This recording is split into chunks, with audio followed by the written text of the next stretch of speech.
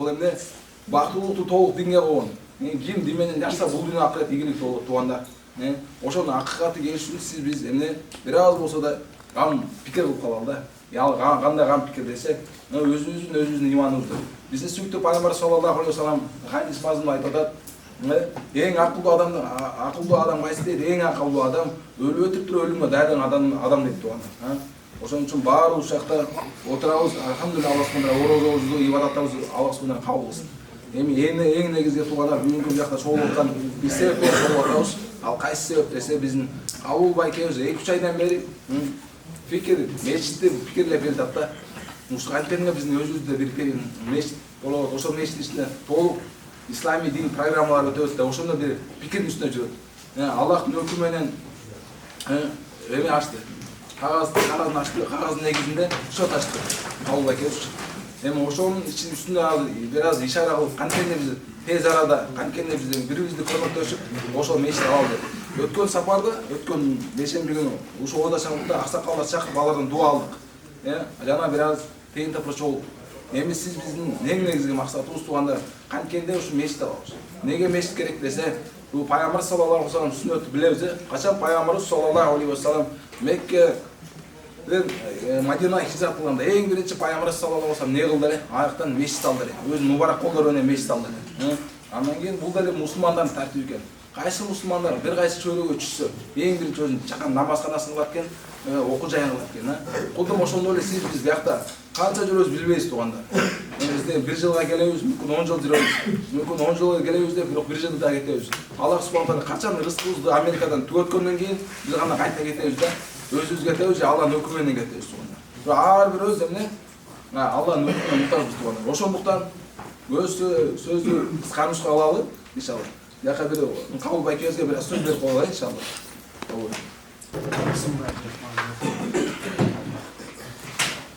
Ушу айтып кеткендей эле мечит алабызда көптөн бери жүрөбүз да, канча жыл болуп кетти. Иншалла быйыл кичине документтер даярдаганбыз, мечит алалы деп. Абдулла шейх баарыбызга таанысак керек, ошол мечиттин атын Абдулла шейх деп койдук. Аллах субхана ва таала уже бизге мечит алып берип койгон. Аллах субхана ва таала бизден эмнени күтүп жатат? Биздин биримдикти, биздин ынтымакты Аллах субхана баары билүүчү зат да. Эгерде биз баарыбыз бириктесек, Аллах субхана ва бизге сонун мечит берип коет. Мечит ичинде мечит кандай болуш керек дегенде, элде шейхтер менен сүйлөшүп, мечит өзү кандай болуш керек, ошондой кылып мечит кылалы деп жатабыз да. Иншалла баарыбыздан билебиз да, биринчи пайгамбар саллаллаху алейхи вассалам хижра кылганда, Мединага хижра кылып барганда биринчи очередь не кылды эле? Бир ишкана салган эмес, мектеп салган эмес, биринчи очередь мечит салган да пайгамбар саллаллаху алейхи вассалам. Башка бир туугандар карап отурсак, баардыгы эле мечит салып атышат, мечит алып атышат, бизде эле жок экен да. Иншалла быйыл Чикагода мечит алды, эми экинчи очередь уже Филадан мечит алалы деген пикир болуп атат. Иншалла эки башталды. Өткөн жумада Назар айтып кеткендей аксакалдар чыгып баталарын алдык. Бата алгандан кийин эми смело алдыга жылы берели деген ой бар болчу. Ошондой пикирде баарыбыз чогулуп отурабыз. Иншалла. Айтайын дегеним ошол мечит алгандан кийин бир акча чогулду да. Ошонун баарын списоктарын жазабыз. Ар бир адам канча акча бергенин ондай дептер болот. Ошо мечитке Абдулла шейхтин мечитине ошол дептерди коёмун. Ичинде баардык ким эмне кызмат кылган баарын жазып, историяда болот да. Биздин неберелер кийин келгенден кийин, ошо дептерди ачып, мен жоңотам ушундай кылган турбайбы деп окугандай кылабыз да, иншалла. Интернетке да кирип, Абдулла шейхтин атынан YouTube каналды ачтык, Facebooктан өзүм дагы бир группа ачтым, Абдулла шейхтин атынан. Баардыгын Абдулла шейхти баарыбыз тааныйбыз. Канча деген алгачкылардан биринчи болуп, кыргыздардын арасында ошо байке баштап кеткен. Баарыбыз да билсек керек. Эми ошонун жолун жолдоп Филадельфияга, Кыргызстанга дагы кабарлап койдук. Чоң-чоң дамбылар ошону күтүп атышат азыр бизденчи. Азыр бул буяка запись кылып атабыз. Ушул интернет аркылуу таркайт. Телефондо да диякта шейхтер отурушат, телефондон да байланышат. Чоң-чоң шейхтер дагы интернетке именно Абдулла шейхтин мечити ачылат деген кабарды дүйнө жүзүнө таркатышат да. Түшүнүп атабыз да, бул жерден Аллахтын ыраазычылыгы үчүн гана кыймылдайбыз. Аллахтын ыраазычылыгынан тайсак, анда эчтеке жок бизге. Жалгыз Аллах жаратуучу калган нерсенин баары жаралган нерсени макулук деп жатпайлыбы? Макулуктан сурабай, жалгыз Аллахтан сураганды дуа дейбиз, Ошо мечиттин ичинде дуа кылышты үйрөнөт экенбиз, намаз окуганды үйрөнөт экенбиз. Илим зикир билебиз, илимди адам төрөлгөндөн өлгөнгө чейин илим алга деп атпайбы? Ошо илимди биз келаткан кичинекей балдар болчу, канча жыл мурда. Азыр чоң жигиттер болуп калды. Ошолорго ошо мечиттин ичине жакшы тарбиябызды берип кетели деген ниетте ошо мечитти алып коелу иншалла. Elhamdülillah. Vessalatu vesselamu ala Rasulina Muhammed ve ala alihi ve sahbihi ecmaîn. Ve nahmeduhu ve nusalli ala Rasul Kerim. Allah subhanahu wa ta'ala çeksiz maqtullar aytalı bir tuğanlar. Allah'ıma rahmat alil alamin. Allah'ıma rahmat bolup kelgen. Siz menen bizge jarkın jашоону көрсөтүп кеткен сүйүктүү пайгамбарыбызга саламдар жана салаваттар болсун. Аллага көп шүгүр айталы bir tuğanlar. Allah bize siz menen bizge özünün berekeli Ramazan ayında başımızı biriktirip onu aktas torkma üstüne Allah Teala özün bergen rızkı menен oğuz açtırdı başımız birigi oturat. Allah'ın jakşılığı, Allah'ın siz menen bizge berip жаткан nematlı bir tuğanlar. Allah bizattın siz menen bizge berip жаткан nematın esepsiz. Men bergen nematların qayсы birini jokko çıkara alasыңар дейт. Allah'ın siz menen bizge berip жаткан nematın hiç birini jokko çıkara alбайсыз. Allahu Ekber. Allah'ın en çoğun nematı siz menen bizge ne? İmandın dövlötü mergen, iman, Allah'ın Allah'ına din kımmat, iman kımmat. Oşon sebebine siz men biz başımız birigi oturat bir tuğan o şekilde. İman barı üçün turabız, iman barı üçün uşul jerde, jaşoğuzda din barı üçün siz men biz uşunu birigi oturabız da. Oşon için din kayaktan taraydı. Din uşuna ya, jakşı bir yemek. Geçe bayanı, bul jıyınlardan murun bayankı aptada aksakalları çıkırganmız. Aksakallar gelip, aksakalların oz, her bir karzı var, rızı var deyip koy. Aksakallar menen bir duasını alıp, bir işti başlaydı da bir kızgızısın özüsün mentaliteti uşuna koy. Her bir işti başlarda bir aksakallardan, ululardan bir duanı alıp bir kadam kılmayı. Oşonu bir nonda bir iş çara olup jadat. Oşo bayankı cumada aksakallar çıkır oşuların duasını alıp, bugün nonda jaşlardan sizler gelip, jaşlar menen bir fikirleşip, bir uşuna bir kadam kılzak deydi. Oşonu aksakallardan ayıp jadat. Bu sizlerin aytkan emeğer deydi da, 13 yıldan beri dedi, kança yıldan dedi? 16 yıldan beri sizlerin meçit öyle aytıp gel atasыңар deydi da. Bu sizlerdeki birinci yolunu 16 yıldan beri meçit açağız deyip gel atasыңар deydi da.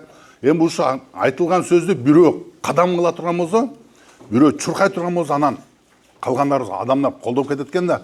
Ошо мына калуу bir туганыбыздан Allah разы болсун bir туганыбызчы kadam кылып ушу үммөттүн башы бириксе, ушу үммөт башы бириге турган болсо, anan inşallah ümmet kaçan biriget? Allah'ın üyünde Peygamber sallallahu aleyhi ve sellem'e sahvalar kanda 24 saat boyu Peygamber meçit abat bolot ele. Allah'dan can ahiret günden korkkonlar al meçitlerdi abat kılat dep жатат da. Meçit abat bolot turgan bolsa Allahu Ekber. Allah bizat bardıq hidayetin eşiklerini açat.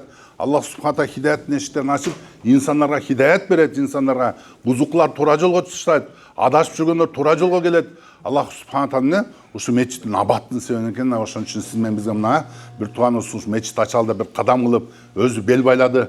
Эми сиз менен биз калгандарыбыз ушуга бир жөлөк таяк болуп кичине, оң жагынан, сол жагынан кичине болсо да фикирлерибизди берип, каршылыктарды көрсөтпөстөн, кайра бир колдоолорубузду көрсөтө турган болсок, мечитти туруп кала турган болсо, Аллах ал кимге? Сиз менен биз бүгүн барбыз, эртең жокпуз бир туугандар. Эч кимдин жашоосуна гарантиясы жок. Ар бир жан өлүмдүн намын татат, Аллах Раббизат айтып жатат. Ар бир жан өлүмдүн намын татат дейт. Бүгүн монда башыбыз отурабыз, эртең барбызбы, жокпуз билбейбиз. Ошон үчүн мечитке бир салымыбызды кошуп отурган болсок, мечиттин түптөлүп калышына сиз менен биз салым кошуп отурган болсок, ошо мечит түптөлүп кала турган болсо, канча адамдар ибадат кылат, канча адамдар ошол жерге келип Алланы тааныйт, Алла Тааланын өкүмүн жашоосун алып келет. Сиз менен биз ошонун баарын ошонун сооптуруна сиз менен биз шериктеш болобуз бир туугандар. Ошо мечит жок болуп, жер менен жексен болуп, жок болуп кеткенче сиз менен биз бир кирпич бар копко отурган болсок дагычы, бир кирпич кыла турган болсок да Аллах субхана таала берешен. Аллах аш-шакур. Allah subhanahu wa beret. İnsan ettep çalabıçık bir amallardı, uşuna bir işleri kılat. Bir Allah Rabbimiz aş-şakur. Esepsiz jakşılıklardı verir, esepsiz soğuplardı verir. Oşun için gelgide bir tuğana, kalıbıl bir tuğanısı bir ondan soldan koldop bir jardamımızı bere turan olacak inşallah. Ha? Biraz bozda da jardamlar kıla turan olacak inşallah. Kança bir payda olacak inşallah. Oşun için bardık yerler, meçitler açılıp otadı bir tuğanlar. Allah'ın üyünden bir ошол жерге келип Аллах жолуна келип атат канча адамдар, ар бир эмелерге муктаж болуп калып атабыз, ар бир нерселерден суранып калып атабыз. Сиз менен биз да бир өзүбүз мечит ача турган болсок, келген Кыргызстандан канча коноктор келип атат. Жакында иншалла буюрса келет дагы мынакей. Ошол келгенде өзүбүз мечиттерде кичине кеңири отуруп, кеңири амалдарды кылып, кеңири ошол жерден бир амур маруфтарды кылып, кеңири үммөткө диндин таралышына бир себепчи боло турган болсо иншалла канчадан пайда болот иншалла. Чикагода биримдикте Чикагода менет кылышты. Альхамдулилlah, Чикагода мечит туруп калды мынакей. Эми сиз менен биз да биримдикте бири-бирибизге каршы чыкпасак, бири-бирибиздин фикирибизди колдобостон, бири-бирибизге ушундай нерселер кыла бере турган болсок, анда түптөлүп калышына эч кандай бир жолтоолорду гана жаратабыз. Ошон үчүн биримдикте, күч биримдикте дейт, рызык бар ынтымак дейт, ынтымакта биримдикте көптүкүздө көл болот дейт да, кыргыздын жакшы сөздөрү бар, иншалла. Астан болсо да түкүрүп отурубуз, астан болсо да бир мечитти түптөп ала турган болсок иншалла, ошонсо баардыгыңызга Алла Таала берет иншалла. Ошо ар бирибизде бир жүрөктөн чечим чыгаралы иншалла. Мындай иншалла бел байлап кадам кылып аткан адамды колдойлу иншалла. Колдоп туруп ошо мечиттин түптөлүп калышына иншалла баарыбыз менен кылалы. Ошо бир баарыбыз себепчи бололу иншалла. Ошо ар бирибизде иншалла жүрөктөн бир чечим чыгаралы. Ушул Аллах субхана таала ар бириңиздин туткан орозоңузду кабыл кылсын. Аллах субхана таала берекелүү Аллах субхана таала орозонун акыркы 10 күнү мына, ошо 10 күндөн иншалла, ошо 10 күн иткафка отуруп көп дуа кылып калалы. Эмки орозого кимибиз барбыз, кимибиз жок билбейбиз бир туугандар. Канча адамдар былтыр орозодо бар эле. Быйыл орозодо ошол адамдар жок мынакей. Азыр орозодо баарыбыз отурабыз. Эмки орозодо кимибиз барбыз, кимибиз жокпуз билбейбиз бир туугандар. Ошон үчүн Аллах Роббизат рахматын жадырды. Ушул ороз айын туура пайдаланып, ушу жакшы амалдарды кылып, баарыңыздар көрүп атасыздар Кыргызстанда кандай деген күч биримдик болду, ынтымак болду, бир фикир болду, бири-бирин колдоду. Баарыңыздар көрүп атасыздар. Кыргызстан эмне болуп кетип атат, эмне деген акылга сыйбаган акчалар чогулуп кетип атат го, мечитти айтасыздар буякта туруп. Канча деген мечит ала турган акчалар чогулуп атат, көрүп атасыңар го. Сиз менен биз да ушундай бири-бирибизди колдоп, бири-бирибиз менен биримдик боло турганбыз. Аллах Роббизат бараканы берет, Аллах субханалла. Алла берет бардык нерсе. Сиз менен биз болгон эле мухаббат, биримдик, жүрөктөр бирге турган болсо, фикирлер бирге турган болсо, Алла Таала сөзсүз иншалла эмне кылат? Алла Таала ачып берет иншалла. Ошо иншалла баарыбыз иншалла ынтымакта, биримдикте ушу бир тууганыбызды колдоп кичине, жөлөк таяк болуп колдоп кичине иншалла ушу мечиттин түптөлүп калышына баарыбыз иншалла шериктеш бололу. Ассаламу алейкум ва рахматуллахи ва баракату. Ар бириңиздер кылган ихсан садагаңыздарды, кылган ифтарларыңыздарды, туткан орозоңузду, дуаларыңызды, курбанчылыктарыңызды Аллах Роббизат кемчиликсиз кабыл кылган болсун иншалла. Алла Таала азыр кандай отурабыз? Жаннатта да Алла Таала ушуну отуруштарга Алла Таала насип кылсын. Ушуна кимде-ким ушуна бир жыйындарда дейт. Ушуна жыйындарда кимде-ким жыйналыштарда отуруп, Алла Тааланы улуктай турган болсо, пайгамбарыбызга салават айта турган болсо, Аллах Роббизат ошол отурушту кыямат күнү рахат отуруш кылып берет. Азыр бир жыйындарда отуруп, лайыны сөздөр менен, дүйнө сөзүн, ар кандай нерселер менен отуруп, бир да Алланы улуктабады, бир да пайгамбарыбызга салават айтылбай турган болсо, ошол отурушта Алла Таала кыямат күнү өкүнүч отуруш кылып берет экен да. Ушул отурушта Алла Таала эмне кылсын? Кыямат күнү рахат отуруштардан берген болсун. Иншалла баарыбыз да иншалла жүрөктөн чечим чыгаралы да иншалла жардамыбызды көрсөтүп иншалла аракет кылалы. Ассаламу алейкум ва рахматуллахи ва баракату. Биринчиден өзүмдү тааныштырып коеюн. Мен бияка конок катары келгем. Азыр эс алууда жүрүп атам. Мен баягы виза аркылуу келгемде 5 жылдык виза алгам. Ошого байланыштуу азыр бул келишимде баягы 5 айга чукулдап калды келгениме. Анан ошого жараша бир жолу эми өмүрүмдө о даватка чыгып да көргөн эмесмин, орозодо кармап көргөн эмесмин. Анан Кудай Алла Тааланын буйругу менен ошонун жардамы менен мына ушул бүгүнкү күндө орозодо кармап атам. Bir 10 күнгө эле чыктым эле дегенде. Анан бара карасам өзүм дин жолуна да биринчи жолу түшүп атам. Намаз окуп да көргөн эмесмин. Баары туш келип атат да мен үчүн. Анан 10 күн өткөндөн кийин эле дагы жагып калды. Анан ошо 10 күндө эле 40 күнгө узартып койдум мына. Ошо 40 күнүм дагы мына аяктап баратат. Şu bir cumanın arcak bir jağında buyursa şu 40 günü de ayaktayım buyursa. Bul birincisi özüm gölden bolam Gölдүн жетегиз району Оргочорду баарыңар эле таанысыңар. Оргочор совхозунан болом да. Атым табылды. Бул биринчиси.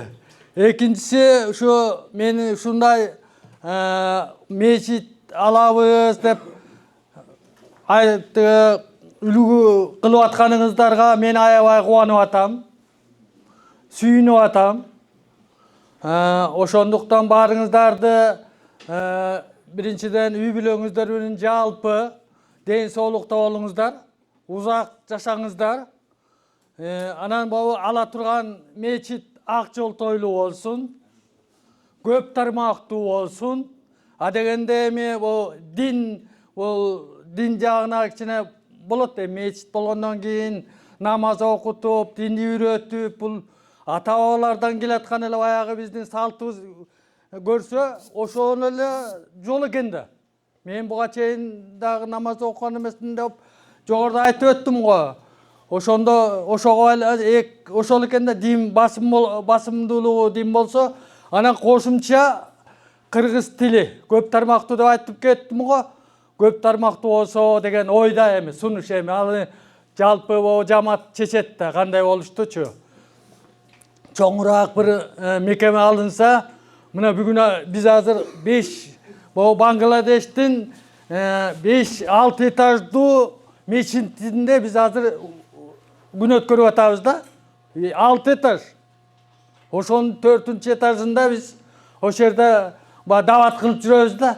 Көрбөйсүздөрбү? Ошондо Кудай Алла Тааланын жардамы менен ошондой бир чоңураак бир мекемеге үмүт кылалы, Кудайдан сураналы. Ошондой болсо, анан ошого кошумча кыргыз тил сабагы өтсө, сонун болот эле. Себеби бул балдарыбыз, небелерибиз кичине кыргыз тилден такыр эле кейбирлөрүздүкү бар, такыр эле четтеп калды. Ошону динде эле ошого жараш эмеле ылайыкташтырып эле жакшы дин кыргыз тилин өнүктүрсөк. Калыкал аке. Ошону өнүктүрсөк жакшы болот эле да. Ошол сунушум. Анан аксакал катары өзүм 70-ге оодум. Анан баягы иш башы, аксакал катары, конок катары деп бир 100 сомду эрим катары сиздерге берип коеюн. Атым Асан Акунов табылды. Ошол эми. Анан баарыңыздарды ушундай мага окшоп эми пенсияда кишимин да мен. Конок катары келгем. Ошо мага кошулуп, колдоп кеттиңиздер жалпы. Анан бүт тегеректе жүргөн бүр туугандарыбыз бар, ар кимибиздин тааныштарыбыз бар, келбей калгандар бар. Ошолорго кабарлап, колдоп баарын ушул мечитти ушу боюнча таштап койбой, шылдың болбой, ошону мечитке ээ болуп калалы, Кудайдын Алланын Тааланын жардамы менен. Кандай дейсиңер туугандар? Жардам бересиңерби? Жаштар силердики, күч силерде, ынтымак сиздерде. Алла Таалам колдосун, ак жол той мечитти бололу. Болуп тургула эми. Көп сүйлөсөм кечирип коюңуздар.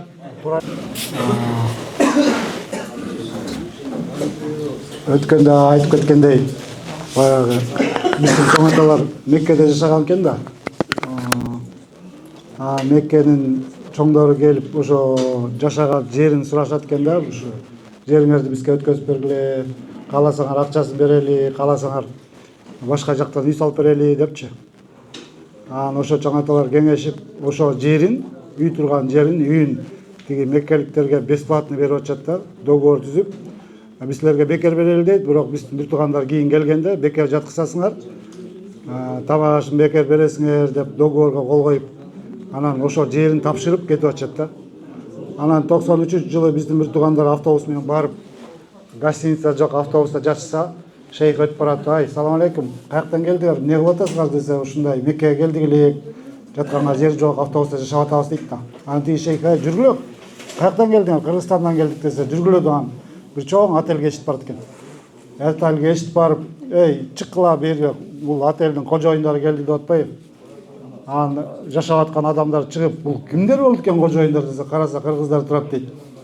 Көрсө ошол биздин чоң аталар калтырып кеткен жерге, ошо договорго ошол кийин балдар келгенде бесплатно жатсасыңар деген ошол жерге отель салыныптыр да. Эми ошол биздин чоң аталарга канча биздикилер ошол жака барган сайын канча сооп табылса, ошонун өздөрүнүн үлүшүн алып жатышат да азырчы.